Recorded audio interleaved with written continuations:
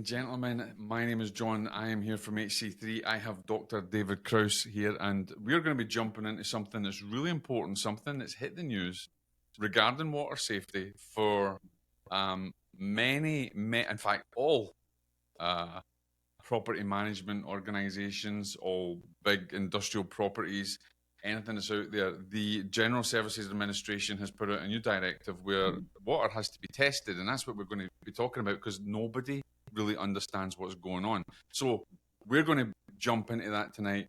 Dr. David Krause is here with me. He's going to tell us all about this and kind of lay the foundation of what everybody out there should be concerned about and what we should be looking toward and what we need to do now. David, welcome. Thank you, John. Thanks for having me tonight. Right now, we are receiving calls and messages, and have learned that the General Services Administration, has issued a unilateral service requirement for all their leased buildings. Now, we estimate the numbers of leased buildings across the country is around 8,000. Wow. So these are private property owners who are being required, lease maybe the whole building, maybe just a space, an office or two, a suite, maybe a floor, to some federal agency, maybe FDA or a laboratory, or maybe even general services, but any federal agency other than the U.S. Postal Service. But all federal buildings as well, those that are run by GSA, and the properties that are privately leased to GSA offices. And David, what is the basis of this? Why are they saying, right, water has to be tested across the board? What has happened to make them, go, hang on, this is a serious issue. We need to jump on this. Well, this is something that's a holdover from the pandemic. So during the COVID-19 pandemic, we recognized that buildings were going to be left, unattended, rather vacant, maybe unoccupied at all, and the water wasn't going to be used in those buildings. And when water sits stagnant, the disinfectant is lost, and Legionella and other waterborne pathogens can begin to grow and amplify. Now, it's taken the federal government a little bit of time to issue. Of course, to issue this. I believe that they kind of came up with their plan in November of 2023 and have issued it sometime in February, and it's just now making out to the property management companies and leaseholders to implement this water testing. And they're kind of, and as far as I'm aware as well, these property owners and the management companies, they're kind of panicking because it's just been kind of dropped on their lap. It's not been something that have said, this is coming up the line. This has just been dropped on, and now there's this. Oh my God, we could have, we could have Legionella, we could have anything in here. And I do believe as well, David. Obviously, you might not be able to talk about it, but there has been many cases of people contracting illness in these buildings. I do know of a few. I'm aware of and have been involved in at least one where there was an outbreak and legal action at a federally owned building and property. That's very unfortunate. They said that one of their troubles was they said we were never shut down during the pandemic. They may not have been, but all the buildings around them were. And, the water usage in the entire community was and the commercial office area was reduced. So we find that a lot of the times those places really didn't have adequate disinfectant making it to them anymore. And, of course, they had no visibility on it because there was no testing going on before then. And now we've got the problem where we have water that's been sitting over that time and has now basically, there's pathogens that have now colonized in there. And do you envisage that because there's a lot of people that have been so ignorant to it, and a lot of the property owners are ignorant to it, are we expecting a potential increase in, say, Legionella as when we start testing this water? nationwide, we're seeing an increase in Legionnaire's disease that is reported. We've been seeing that since before the pandemic. During and after the pandemic, public health agencies who are responsible for doing this testing and not the testing, but the reporting of cases have been, I'll say, overwhelmed and in some cases just flat out broken. However, so GSA is not just testing for Legionella. The order requires testing for Legionella, any species of Legionella, not just Legionella pneumophila, which causes most of the cases of disease, but also lead and copper, as well as total coliform or E. coli.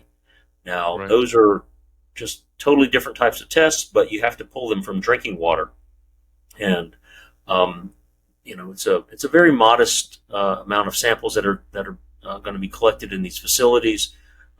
However, it is I'll say it's a bit of a puzzle on how to arrange and do the sampling, and so the people who haven't done this type of sampling or understand the issues with laboratories and the pre-requirements you have to have in order to collect a valid sample are kind of taken aback with the complexity of, the sites have to be flushed, but stagnant for at least 8 hours, but no more than 18 hours.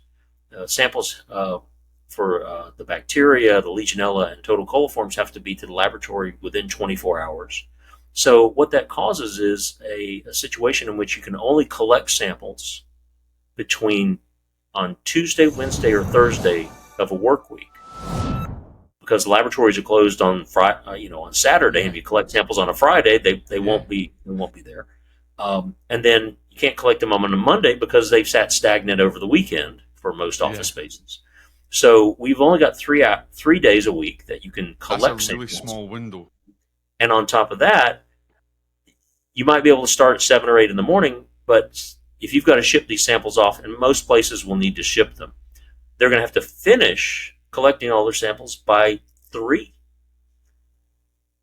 in the afternoon in order to connect with FedEx or whatever shipping service, or even if it's just driving across town to drop it off at a local lab if that's available. And I guess, David, that one of the biggest problems is that obviously you're an expert. You have a team of experts that kind of do this all the time. But and we have within HC3 people that are experts in this field as industrial hygienists.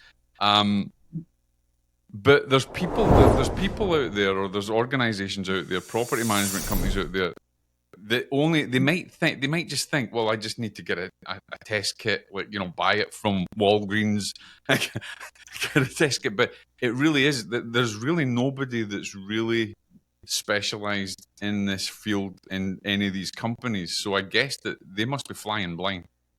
Well, there's a couple of challenges that they're running into. One, it's stated straightforth in the order that the property management companies are not allowed to collect the samples themselves. They have to hire an independent third-party qualified professional to develop the sampling plan, collect the samples, and submit them to a qualified. Which it states on the actual GSA document, doesn't it? It does. States that, doesn't it? It does. Yeah. The scope of work and the work orders make that very clear. The other aspect is who constitutes or what constitutes a qualified professional. So they clearly state that certified industrial hygienists are meeting that requirement. Each of us who have that credential, and I myself, at Robert McNeely, with my company, we possess those credentials. That's a hard to get effort. Most certified industrial hygienists have master's degrees, often doctorates, have 8 to 10 years of experience before they even can sit for the examination. The examination is a broad and deep examination of physical, chemical, biological, radiological hazards in the workplace. So this is what we go to school for, is learn how to. And this is highly targeted, very specialized. It's not as if you can be like an environmental health officer and be able to deal with this. It's on another level we're talking about here. You need some special knowledge, skills, and abilities. They've also mentioned that and acquiesced to a recently developed credential under ASSE and ANSI. The training is offered by a plumbing organization.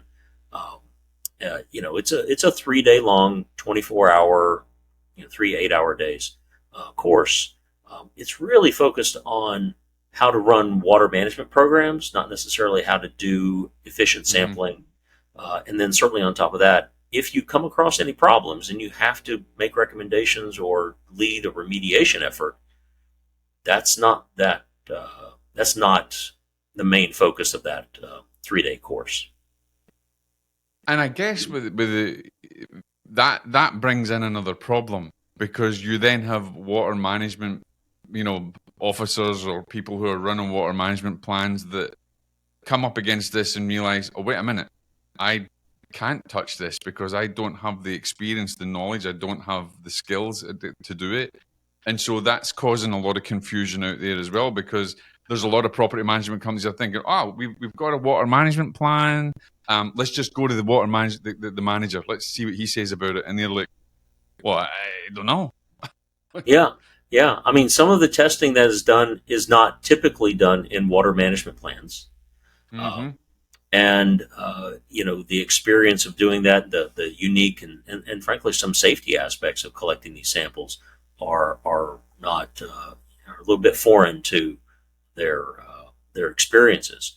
Unfortunately, GSA, other than just stating CIHs and people with this ASSE 1280 certification, it didn't provide people with a vendors list, clear guidance on how to find a certified industrial hygienist. Most people probably don't even know that there's a free available roster on the web at the BGC websites. So there are tools out there to find industrial hygienists, but I will tell you, many CIHs do not practice in this area. No. And that's So what I was going to say. They don't have the experience and they don't specialize in this field. So let's talk a little bit about what not the water management companies, but the property management companies that are now, beholden to do this now.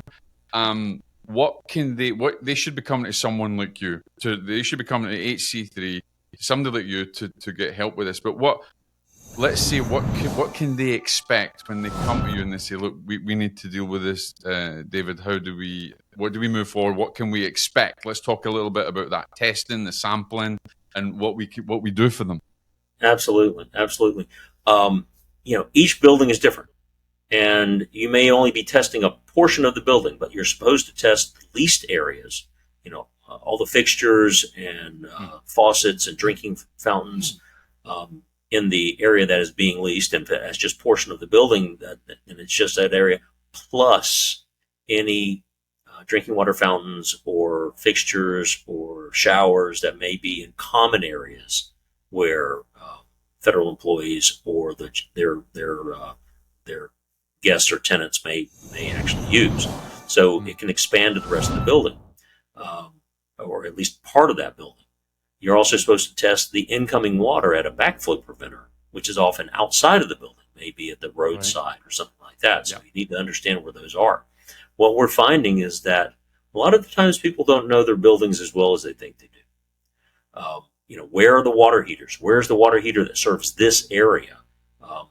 We've been pointed to areas where, hey, it's in that cabinet or in that closet. Nope. Or maybe it's not there at all. Or it doesn't work. We found that you need to provide floor plans and an inventory of all the water fixtures in the facility. And I guess GSA, sometimes they don't even have that, do they? Oh well, it's often not accurate. It's almost never accurate entirely. Yeah. And what we also find, I had somebody hand me plans for the upcoming renovation. Well, that's great to know where the fixtures are going to be in 6 months, but I need to know where they're at now.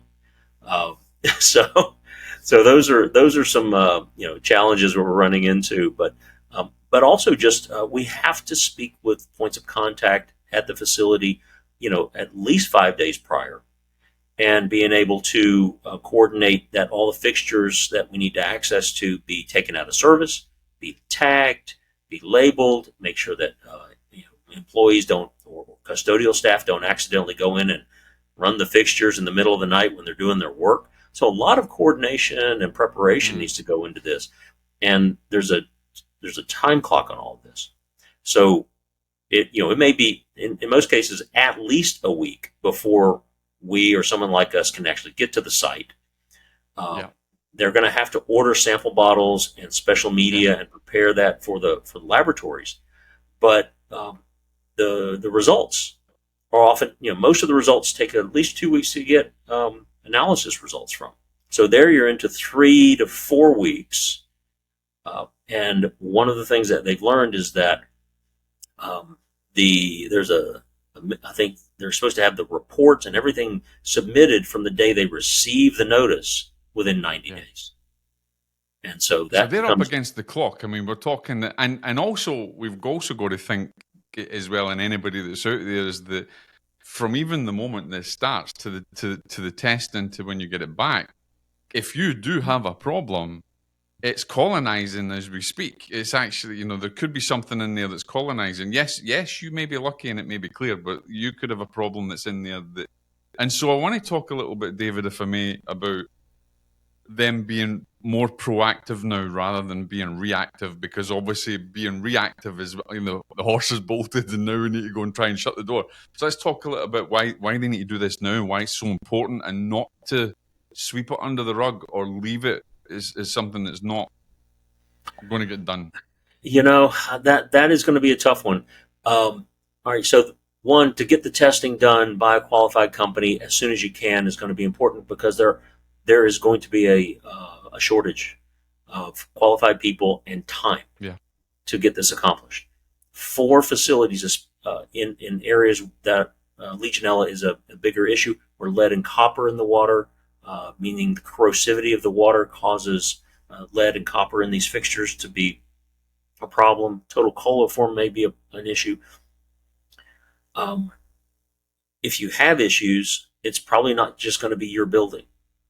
It's probably going to be many buildings in that area, and everybody's going to be seeking the efforts and the expertise of remediation companies. The biggest unanswered question is, what if you find any of these problems in a building that is only partially leased to the feds, to a federal agency, and maybe the rest of the building is leased to a bank or a finance company or a restaurant or something like that. Simple as that. From a large building right down to just your local restaurant that you go to. Yeah. So what do you do? Is there a need or requirement to report these findings to the other tenants, to other people who are in that building? If you do have to take remedial actions that affect the whole water system, typically that requires, impacting everybody's water in that building, not just that suite or that area. It's not feasible to, segregate and cut off that area alone. And you necessarily wouldn't want to, because if you've got a problem in part of the building, it's probably affecting the rest of the building, where it's at least at higher risk. And also I can see now, David, is if they kind of leave it, sweep it under the rug, we've also got the potential issue where there could be some legal fallout from this. If they don't report it, if something, they're not remediating it, or they find that there is a problem, then they've also now got a legal problem, not just the fact that they've found something in the water. And this is a potential issue, serious issue. It's going to be interesting to see how that plays out. I think most people will have enough sense to look at it and say, okay, let's take care of the whole issue. It's really not possible to parse the baby on this. And I have had this question come up based on what I've read from the GSA documents. If a threshold is breached on any of these tests, and they're pretty low thresholds. For Legionella, it's 1 colony-forming unit per milliliter of water or higher, which is We can find that on the incoming water in a lot of communities. For lead and copper, it's 15 parts per billion for lead and 1.3 part per million for copper, and then any detectable total coliform or E. coli in the water prompts remedial action. The cost of that remedial action is foisted upon the property owner or the leaseholder, and the cost of retesting to demonstrate the effectiveness of the remediation is on them as well. So, in GSA, they're covering the initial cost of the testing, what they call the baseline tests. But anything beyond that is, according to what GSA's put out there, is the responsibility. We're talking, David, about federal buildings. We're talking about large property management companies for big industrial complexes. But from what you're saying, I can also see that being the landlord that owns a small office block that's leasing it out to a massage therapy room, I don't know, an office, a pest control company, or something else, or even just a cafe.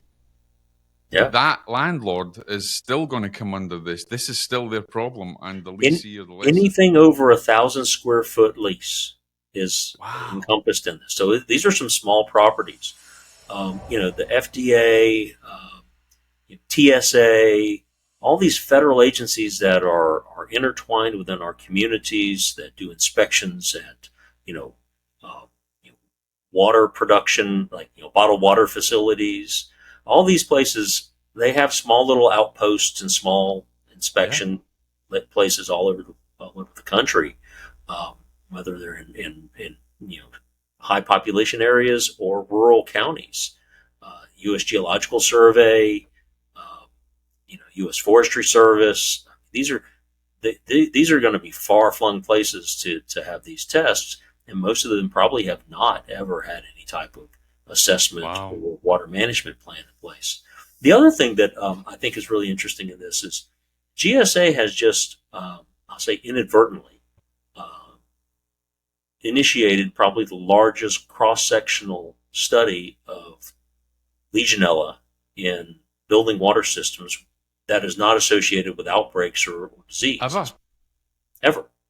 There's going to be tens of thousands of buildings tested. And we talked about this in another discussion that we had as well when the CDC released that report and how that was kind of imbalanced as well, because there was a great, over that period of time, when we had COVID, we've seen a massive rise in Legionella. And I guess this is only going to compound the matters, David.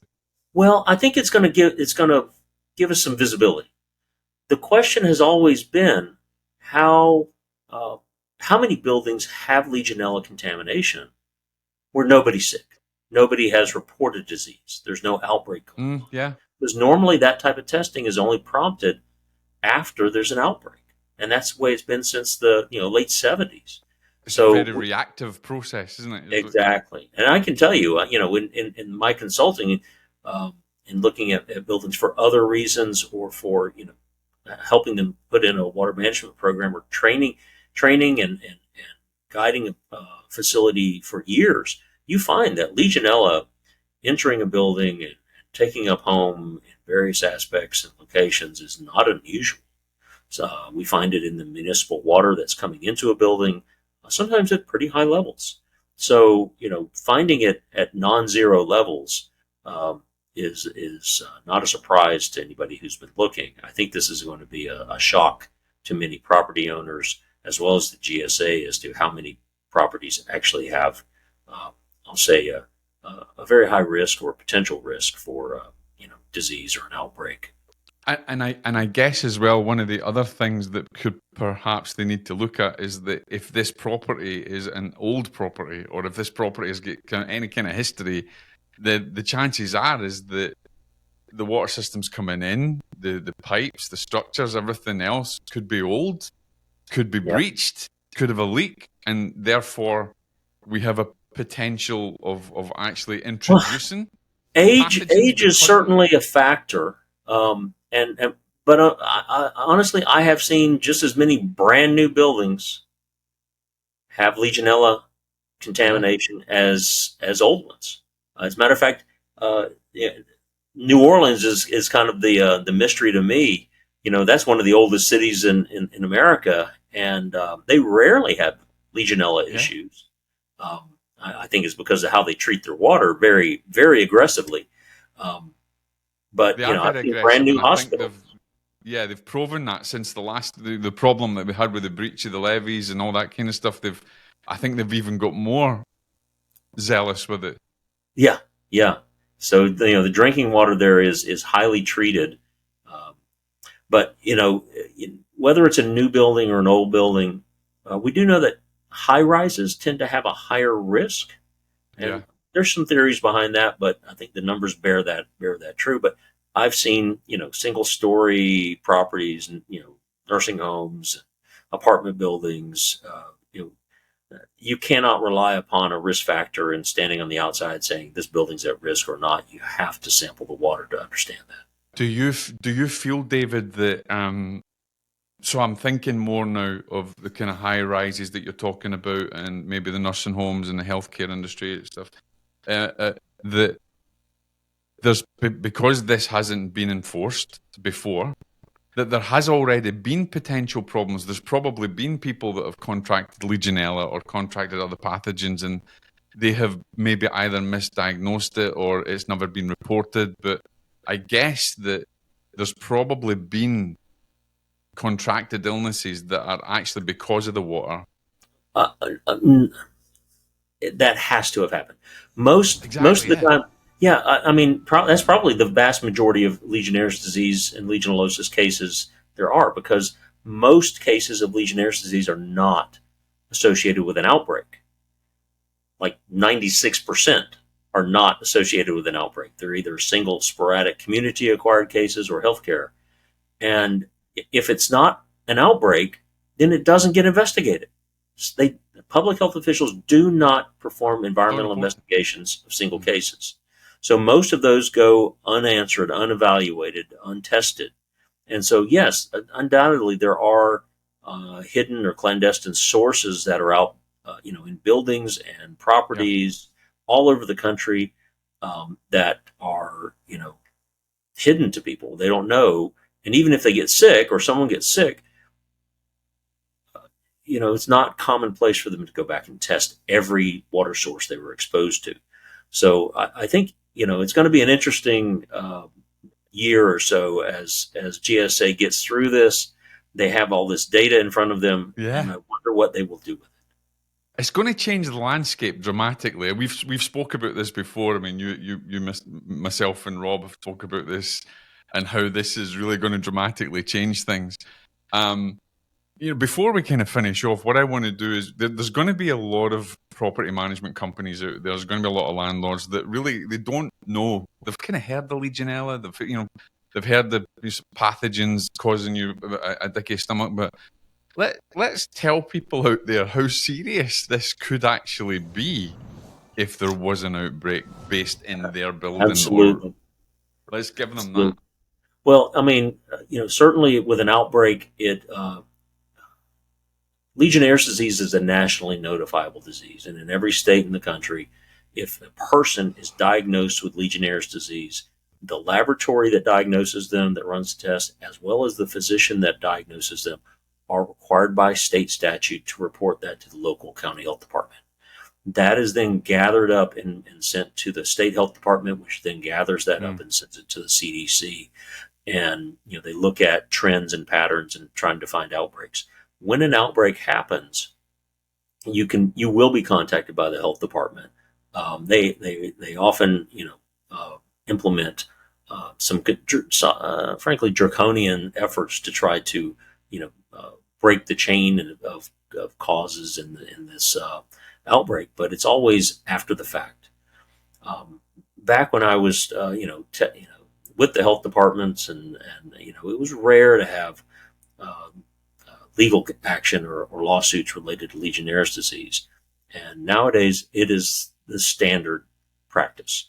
If someone gets sick and they think they may have gotten sick at a specific hotel or healthcare facility, or any location, serious. a Yeah. lawsuit is filed and they give it a shot. Uh, if you have an outbreak, I can tell you, it is the efforts to remediate it. If it involves a cooling tower or your building water systems, your hot water, your potable water, anything that's connected to showers, $150,000 to $250,000 to go through that process, and all the testing and the impact to your business and reputation, because public notices have to be issued. Remediation, testing going on for months to years, at least a year is common. So, you definitely don't want to be on the wrong end of an outbreak. And more insurance policies are not covering it.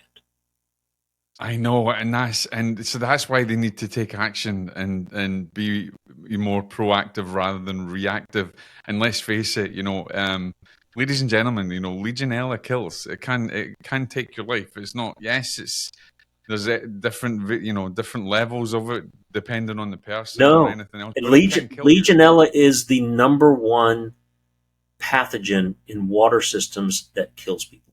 It kills more people than any other waterborne pathogen we have in America. Based upon the latest report from CDC, Legionella cases and outbreaks Legionella outbreaks have exceeded all other waterborne pathogens combined. And ladies and gentlemen, you can read that report on our article on it, actually on hc3fl.com. You can go to hc3fl and you can read that, because we have discussed that. We've also had other talks out there about it, but you can actually catch up with that. Just go onto the website. You'll be guided to that, and that's important to know. So, David, let's talk about I think we've given enough and said how serious it is. How can the right organizations deal with this now? They need to contact you, and then what's the standard operating procedure that you need to get on with and do? What should they be doing right now? With the baseline testing for GSA, it is as a matter of meeting those requirements. They haven't gotten the notices out to everyone, but if you find a qualified company that can do this, get them now. Get on the schedule now, because there's going to be a restriction, a shortage of people and time to get this done. So that's the first thing. If you don't have a GSA leased building, and you do want to examine what your risks are and have a source assessment done, understand your risks, that is something that pays off very well. Understanding and finding these risks and abating them sooner than later. Remediation efforts, once the organism fully colonizes, can be very difficult. It's a very persistent bug to get out of your water system. Just flushing the water does not do it. Just heating the water does not do it. There's very special techniques, and much of it is like it's effectively injecting pesticides into your drinking water system. That must be done with care. That must be done with caution, and that must be done by trained professionals and contractors. So this is not a DIY project. But if you can prevent a case, if you can prevent an outbreak before it becomes an issue in your building, in your area, the frequency of cases are increasing, the number of outbreaks are increasing, and for those, while it's still considered to be a relatively rare disease, for individuals who do contract Legionnaire's disease, the chances of dying, the fatality rate is 10%. 1 out of 10 people typically die of Legionnaire's for community-acquired disease. And if they're in a healthcare facility, a nursing home, hospital, rehab, it's 1 in 4, a 25% fatality rate. That's even with treatment. That's even with antibiotic treatment and medical intervention. So this is a serious disease that when it happens is catastrophic. The threat is certainly real, ladies and gentlemen, and I think it's commendable to be proactive, especially now. And if you haven't had anything from the GSA, you know it's coming. So at least start the ball rolling now, because it'll be like, you'll be on a waiting list because there won't be enough people to do the testing. There's not going to be enough companies. So you need to act on this now. Yes. Seriously. So, David, I want to thank you for being with us tonight. I think this was a really important thing that we did in HC3, that we let people know about this and give them a path to doing this. So, ladies and gentlemen, if you're out there and you are, a manager or a director at one of these organizations and you don't know what to do, then please get in touch with us, hc3fl.com. You can get in touch with David direct and the team, and they'll arrange everything for you. David, give one last message that you can give to anybody out there if they really are needing help with this and to contact you. Absolutely. I feel for anybody trying to find a qualified firm. Just Googling industrial hygienists or water testing companies, people who do this testing. This is a unique aspect, and many of the property owners who do finally find us have been through a journey to try to find somebody who does this type of testing and is qualified.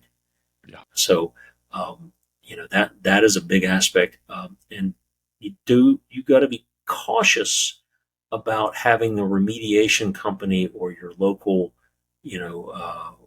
cooling tower service tech collect these samples. Having the remediation firm collect the samples, or a water treatment company collect the samples, while they are often qualified and capable of doing that, if there's a problem, they may be in a conflict of interest to now perform the remediation and testing. Getting to grade your own homework can create quite a few problems. So, look for your certified industrial hygienists. Reach out to us here at HC3. Be glad if we can't help you, we will help you find someone who can. That's awesome. David, thank you so much for being here tonight.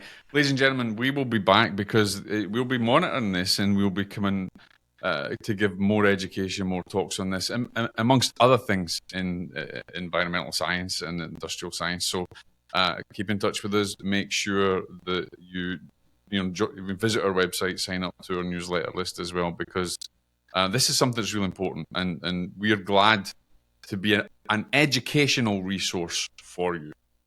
This will be a regular thing as well. So, David, thank you for joining me tonight, and I'm glad we could do this, and I'll look forward to speaking to you again very soon for the next session.